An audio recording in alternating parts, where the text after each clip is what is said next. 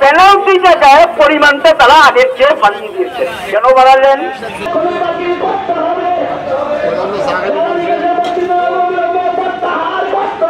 তারা না আসা পর্যন্ত আমাদের বিক্ষোভ চলবে। এই সিদ্ধান্তের বিরুদ্ধে আগামী দিনে আমরা আরো কঠোর লড়াই গড়ে তুলব।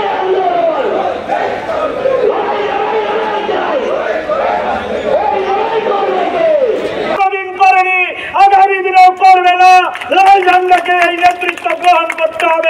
সরকারের উদ্দেশ্যে কিছু প্রশ্ন রাখতে চাই।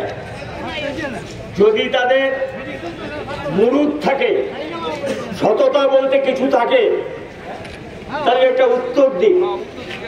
কি করে এই দামটা বাড়িয়ে মানুষের মাথার উপর কুপি পড়াচ্ছে, এই প্রশ্নগুলো সরকারের উদ্দেশ্যে রাখতে চাই।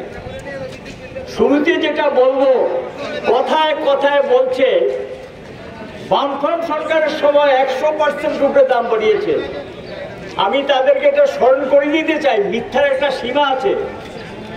2005-এর 1 জানুয়ারি থেকে কেন্দ্র রাজ্য সরকারকে বাধ্য করছে, বিদ্যুৎটা ছিল সরকারি দপ্তর, এটাকে নিগম করতে হবে, নতুবা সরকারি সমস্ত সাহায্য বন্ধ করে দেবে।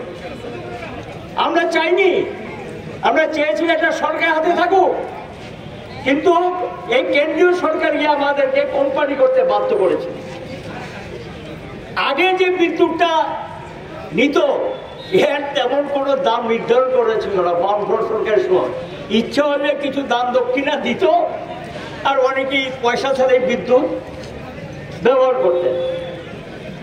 বামফ্রন্ট সরকার যখন কোম্পানি তৈরি করলো, স্বাভাবিক নিয়মে বিদ্যুৎ আইন 2003 লাগু হয়ে গেছে। এটা কেন্দ্রীয় আইন, সেখানে নির্দেশিকা আছে তাকে নিজের পায়ে দাঁড়াতে হবে, লাভ লোকসান সমান জায়গায় নিয়ে যেতে হবে, নতুবা কেন্দ্রীয় প্রকল্পের সাহায্য পাওয়া যাবে না। যারা রাজ্য সরকারের ইঞ্জিনিয়ার কর্মচারী ছিলেন, তাদেরকে আমরা পর্যায়ক্রমে এখানে ডেপুটেশনে এনে আর নতুন নিয়োগের মাধ্যমে নিগম কাজ শুরু করলো। 2018 সাল পর্যন্ত, মার্চ মাস পর্যন্ত বিদ্যুতের গড় দাম সব খরচপাতি মিটিয়ে গড়, ইন্ডাস্ট্রিতে বেশি, কমার্শিয়াল মানে বাণিজ্যিক ক্ষেত্রে একটু বেশি, গরিব মানুষের জন্য 1.5 টাকা 2 টাকা 2.5 টাকা এই ছিল দাম। এটা এভারেজ করলে গড়, এটা আমার কথা না। রেগুলেটরি কমিশন 2014 সালে নভেম্বরে যে তার ফাইনাল অর্ডার দিয়েছিল, তখন এটা গড় দাম ছিল 3 টাকা 99 পয়সা গড়। এখন তারা বলছে কিচ্ছুই না, এই পার্সেন্ট সেই পার্সেন্ট।